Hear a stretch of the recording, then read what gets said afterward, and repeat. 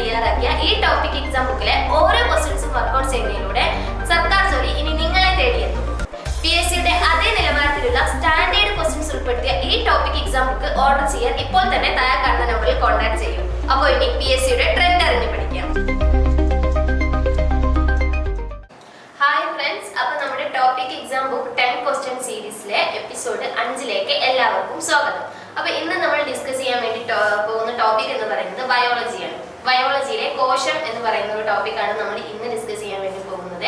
അപ്പോൾ മനുഷ്യ ശരീരവുമായി ബന്ധപ്പെട്ട ഒരുപാട് ക്വസ്റ്റ്യൻസ് നമ്മൾ എല്ലാ എക്സാമിനും കാണുന്നതാണ് അല്ലെ. അപ്പം ആ ഒരു ടോപ്പിക് പഠിക്കാതെ നമ്മൾ ആരും പോകാനും പറ്റില്ല. അപ്പൊ നമ്മൾ എന്ത് ചെയ്യാം, ഇന്ന് അതുമായി ബന്ധപ്പെട്ട കുറച്ച് ക്വസ്റ്റ്യൻസ് ആണ് നമ്മൾ ഇന്ന് നോക്കാൻ വേണ്ടി പോകുന്നത്. അപ്പൊ ആദ്യത്തെ ക്വസ്റ്റ്യൻ നോക്കാം.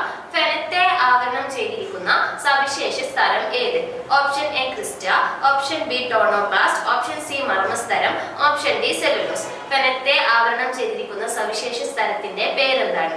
Option A crista, option B tonoplast, option C മർമ്മസ്തരം, ഓപ്ഷൻ ഡി സെല്ലുലോസ്. ഏതാണ് ആൻസർ ആയി വരിക? ഓപ്ഷൻ ബി ടോണോപ്ലാസ്റ്റ് അല്ലെ. ഇതൊരു എക്സാമിന് ചോദിച്ചതാണ്, അതൊരു റാങ്ക് മേക്കിംഗ് ക്വസ്റ്റ്യൻ കൂടിയായിരുന്നത്. ഏതാണ്? ഓപ്ഷൻ ബി ടോണോപ്ലാസ്റ്റ് ആണ് നമ്മുടെ ആൻസർ ആയിട്ട് വരിക. ഓക്കെ, ഇനി അടുത്ത ക്വസ്റ്റ്യൻ നോക്കാം. കോശത്തിലെ പവർ ഹൗസ് എന്നറിയപ്പെടുന്ന കോശാംഗം ഏത്? Option A ribosome, option B mitochondria, option C ഫെനം, ഓപ്ഷൻ ഡി ഗോൾജി കോംപ്ലക്സ്. ഏതാണ് കോശത്തിലെ പവർ ഹൗസ് എന്നറിയപ്പെടുന്ന കോശാംഗം? ഏതാണ്? Option A ribosome, option B mitochondria, option C ഫെനം, ഓപ്ഷൻ ഡി ഗോൾജി കോംപ്ലക്സ്. ഏതാണ് ആൻസർ ആയിട്ട് വരുന്നത്? പവർ ഹൗസ് ഏതാണ്? ഓപ്ഷൻ ബി മൈറ്റോകോൺട്രിയ ആണ് അല്ലെ. അതായത് കോശത്തിന്റെ ഊർജ്ജ നിലയം അല്ലെങ്കിൽ പവർ ഹൗസ് എന്നൊക്കെ അറിയപ്പെടുന്നത് ഏതാണ്? മൈറ്റോകോൺട്രിയ ആണ് അല്ലെ. ഇനി അടുത്ത ക്വസ്റ്റ്യൻ നോക്കൂ. പ്രോട്ടീന്റെ നിർമ്മാണ ഘടകം ഏത്? Option A nucleic acid, option B amino acid, option C nitric acid, option D fatty acid. പ്രോട്ടീന്റെ നിർമ്മാണ ഘടകം ഏത്? അതായത് ബേസിക് യൂണിറ്റ് ഓഫ് പ്രോട്ടീൻ എന്താണ് എന്നാണ് ചോദിച്ചിട്ടുള്ളത്. ഏതാണ്? ഓപ്ഷൻ ബി അമിനോ ആസിഡ് അല്ലെ. അമിനോ ആസിഡ് കൂടി ചേർന്നിട്ടാണ് എന്തുണ്ടാകുന്നത്? പ്രോട്ടീൻ ഉണ്ടാകുന്നത്. അപ്പൊ പ്രോട്ടീന്റെ നിർമ്മാണ ഘടകം ഏതാണ്?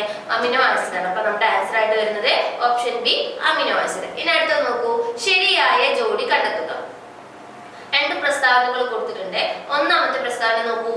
പേശികളെ അസ്ഥിയുമായി ബന്ധിപ്പിക്കുന്ന യോജക കല ആണ് എന്ത്? സ്നായുക്കൾ എന്നാണ് കൊടുത്തിട്ടുള്ളത്. രണ്ടാമത്തെ പ്രസ്താവന നോക്കൂ. അസ്ഥികളെ പരസ്പരം ബന്ധിപ്പിക്കുന്ന യോജക കല ടെൻഡനുകൾ. ഓക്കെ, അങ്ങനെ രണ്ട് പ്രസ്താവന കൊടുത്തിട്ടുണ്ട്. നമ്മളോട് ചോദിച്ചത് ഇതിൽ ശരിയായ പ്രസ്താവന ഏത് എന്നാണ്. അപ്പൊ ശരിയായ പ്രസ്താവന ഏത് നിങ്ങൾ ഇതിന്ന് കണ്ടെത്തുക. ഒന്നാമത്തെ പ്രസ്താവന പേശികളെ അസ്ഥിയുമായി ബന്ധിപ്പിക്കുന്ന യോജക കല സ്നായുക്കൾ ആണോ? അല്ല, തെറ്റാണ് അല്ലെ. പേശികളെ അസ്ഥിയുമായി ബന്ധിപ്പിക്കുന്ന യോജക കല ഏതാണ്? ടെൻഡനുകളാണ്. ഇനി രണ്ടാമത്തെ പ്രസ്താവന നോക്കൂ. അസ്ഥികളെ പരസ്പരം ബന്ധിപ്പിക്കുന്ന യോജക കല ടെൻഡനുകൾ ആണോ? അല്ല, ടെൻഡനുകൾ അല്ല. എന്താണ്? സ്നായുക്കളാണ്. അപ്പൊ രണ്ട് പ്രസ്താവനയും തെറ്റാണ്. അസ്ഥികളെ പരസ്പരം ബന്ധിപ്പിക്കുന്ന യോജക കല സ്നായുക്കളും പേശികളെ അസ്ഥിയുമായി ബന്ധിപ്പിക്കുന്ന യോജക കല ടെൻഡനുകളും. അങ്ങോട്ടും ഇങ്ങോട്ടും മാറി കൊടുത്തിട്ടാണ് തന്നിട്ടുള്ളത്. അപ്പൊ രണ്ട് പ്രസ്താവനകളും തെറ്റാണ്. അപ്പൊ നമ്മുടെ ആൻസർ ഏതാ വരിക? ഓപ്ഷൻ എ 1, 2 ശരി എന്നാണോ? ഓപ്ഷൻ ബി 1 മാത്രം ശരി എന്നാണോ? ഓപ്ഷൻ സി 2 മാത്രം ശരി എന്നാണോ? ഓപ്ഷൻ ഡി 1, 2 തെറ്റ്. ഏതാണ് നമ്മുടെ ആൻസർ ആയിട്ട് വരിക?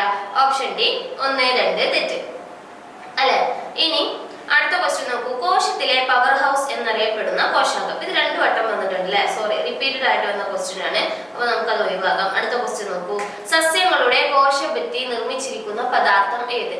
സസ്യങ്ങളുടെ കോശഭിത്തി നിർമ്മിച്ചിരിക്കുന്ന പദാർത്ഥം ഏത്? Option A oxygen, option B cellulose, option C tonoplast, option D പാനിൻ. സസ്യങ്ങളുടെ കോശഭിത്തി നിർമ്മിച്ചിരിക്കുന്ന ഭാഗം. സസ്യങ്ങളുടെ കോശഭിത്തി നിർമ്മിച്ചിരിക്കുന്ന ഭാഗം ഏതാണ്? Option B cellulose. അപ്പൊ നമ്മുടെ ആൻസർ ഏതാ വരിക? സസ്യങ്ങളുടെ കോശഭിത്തി നിർമ്മിച്ചിരിക്കുന്ന ഭാഗം ഓപ്ഷൻ ബി സെല്ലുലോസ്. ഇനി അടുത്ത നോക്കൂ. കോശത്തിലെ പ്രവൃത്തിയെടുക്കുന്ന കുതിരകൾ എന്നറിയപ്പെടുന്നത് ആര്? കോശത്തിലെ പ്രവൃത്തിയെടുക്കുന്ന കുതിരകൾ എന്നറിയപ്പെടുന്നത് ഓപ്ഷൻ എ മാംസ്യം, option B vitamin, option C അന്നജം, ഓപ്ഷൻ ഡി ഇവയൊന്നുമല്ല. കോശത്തിലെ പ്രവൃത്തിയെടുക്കുന്ന കുതിരകൾ എന്നറിയപ്പെടുന്നത് ആരാണ്? ഓപ്ഷൻ എ മാംസ്യം അല്ലെ. പ്രോട്ടീൻ ആണ് എന്തറിയപ്പെടുന്നത്? കോശത്തിലെ പ്രവൃത്തിയെടുക്കുന്ന കുതിരകൾ എന്ന പേരിൽ അറിയപ്പെടുന്നത്. ഇനി അടുത്ത ക്വസ്റ്റ്യൻ നോക്കൂ. ശരിയായവ തിരഞ്ഞെടുക്കുക. ഒന്നാമത്തെ പ്രസ്താവന നോക്കൂ. കോശത്തിലെ പ്രവർത്തനങ്ങൾക്ക് ആവശ്യമായ ഊർജം നൽകുന്നത് ATP ആണ്. രണ്ടാമത്തെ പ്രസ്താവന നോക്കൂ. ഏറ്റവും അധികം ജീവിത ദൈർഘ്യമുള്ള കോശങ്ങളാണ് നാഡീകോശങ്ങൾ.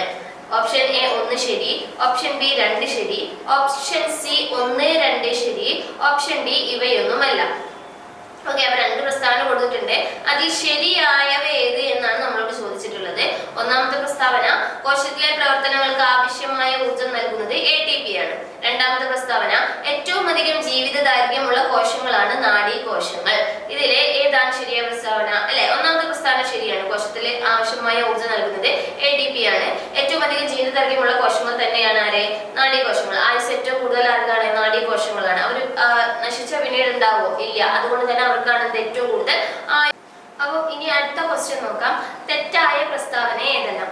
മൂന്ന് പ്രസ്താവനകൾ കൊടുത്തിട്ടുണ്ട്. ഇതിൽ തെറ്റായ പ്രസ്താവന ഏത് എന്നാണ് നമ്മളോട് ചോദിച്ചിട്ടുള്ളത്. ഓക്കെ അല്ലേ? അപ്പം ഒന്നാമത്തെ പ്രസ്താവന വായിക്കാം. ഏറ്റവും വലിയ കോശം മൈക്കോപ്ലാസ്മ. 2 PPLO എന്ന ഏകകോശ ജീവി മൈക്കോപ്ലാസ്മ. 3 ഏറ്റവും ചെറിയ കോശം ഒട്ടകപക്ഷിയുടെ മുട്ട. ഇനി ഓപ്ഷൻസ് നോക്കൂ. ഓപ്ഷൻ A 1, 2 തെറ്റ്. ഓപ്ഷൻ B 1, 2, 3 തെറ്റ്. ഓപ്ഷൻ C 1, 3 തെറ്റ്. ഓപ്ഷൻ D 2, 3 തെറ്റ്. ഏതാണ് ഇതിൽ തെറ്റായ പ്രസ്താവന കൊടുത്തിട്ടുള്ളത്? ഒന്നാമത്തെ പ്രസ്താവന എന്താ? ഏറ്റവും വലിയ കോശം മൈക്കോപ്ലാസ്മയാണ്. ആണോ? അല്ല, തെറ്റാണ് അല്ലെ, നേരെ ഓപ്പോസിറ്റ് ആണ്. ഏറ്റവും ചെറിയ കോശമാണ് മൈക്കോപ്ലാസ്മ. ഇനി 2 PPLO എന്ന ഏകകോശ ജീവി മൈക്കോപ്ലാസ്മയിൽ ഉൾപ്പെടുന്നു. ശരിയാണ് അല്ലെ. PPLO പ്ലൂറോന്യൂമോണിയ ലൈക്ക് ഓർഗാനിസം എന്ന പേരിൽ അറിയപ്പെടുന്ന PPLO എന്ന ഏകകോശ ജീവി മൈക്കോപ്ലാസ്മ എന്ന വിഭാഗത്തിലാണ് പെടുന്നത്. ഇനി ഏറ്റവും ചെറിയ കോശം ഒട്ടകപക്ഷിയുടെ മുട്ടയാണോ? അല്ല, ഏറ്റവും ചെറിയ കോശം ഒട്ടകപക്ഷിയുടെ മുട്ടയല്ല. ഏറ്റവും വലിയ കോശമാണ് ഏത്? ഒട്ടകപക്ഷിയുടെ മുട്ട. ഇനി മനുഷ്യ ശരീരത്തിൽ ഏറ്റവും വലിയ കോശമാണ് ഇത്? അണ്ഡം എന്ന് പറയുന്നത് അല്ലെ. അപ്പം ഇതും തെറ്റായ പ്രസ്താവനയാണ്. അപ്പം നമ്മുടെ പ്രസ്താവനകളിൽ ഏതൊക്കെയാണ് തെറ്റ്? 1, 3 തെറ്റ് അല്ലെ. അപ്പൊ ഓപ്ഷൻ, അങ്ങനെ ഒരു ഓപ്ഷൻ ഇതിലുണ്ടോ നോക്കുക. ഏതാണ്? ഓപ്ഷൻ C 1, 3 തെറ്റ് എന്ന ഓപ്ഷനാണ് എന്ത് ഇവിടെ ശരിയായ ഉത്തരമായിട്ട് വരും. ഓക്കെ അല്ലേ? ഇനി അടുത്തൊരു ക്വസ്റ്റ്യൻ നോക്കൂ. ഒരേ കോശത്തിൽ നിന്നും രൂപപ്പെട്ടതും ഒരു പ്രത്യേക ധർമ്മം നിർവഹിക്കുന്നതുമായ സമാന കോശങ്ങളുടെ കൂട്ടം. Option A prokaryote, option B eukaryote, option C കല, ഓപ്ഷൻ D അവയവ വ്യവസ്ഥ.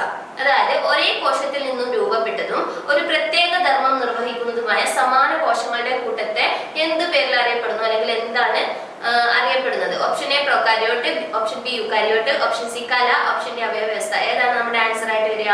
ഓപ്ഷൻ C കല അല്ലെ. ടിഷ്യൂസ് എന്നറിയപ്പെടുന്ന കലകളാണ് എന്ത് ഒരേ കോശത്തിൽ നിന്ന് രൂപപ്പെട്ട് ഒരു പ്രത്യേക ധർമ്മം മാത്രം നിർവഹിക്കുന്ന ഒരു കോശങ്ങളുടെ കൂട്ടത്തെ, സമാന കോശങ്ങളുടെ കൂട്ടത്തെയാണ് നമ്മൾ എന്ത് പറയാ? ടിഷ്യൂസ് അല്ലെങ്കിൽ കല എന്ന പേരിൽ അറിയപ്പെടുന്നത്. അപ്പൊ നമ്മുടെ ആൻസർ എന്താ ഇവിടെ വരിക? ഓപ്ഷൻ C കല. അപ്പൊ ഇത്രയും ക്വസ്റ്റ്യൻസ് ആണ് നമ്മൾ ഇന്ന് ഡിസ്കസ് ചെയ്തത്. അപ്പൊ ഇത്തരത്തിലുള്ള ഇമ്പോർട്ടന്റ് ഫാക്ട്സിന്റെ ക്വസ്റ്റ്യൻസ് വീഡിയോസ് നിങ്ങൾക്ക് വേണം എന്നുണ്ടെങ്കിൽ നമ്മുടെ ലാമൻ സൊല്യൂഷൻസിന്റെ യൂട്യൂബ് ചാനൽ സബ്സ്ക്രൈബ് ചെയ്യണം.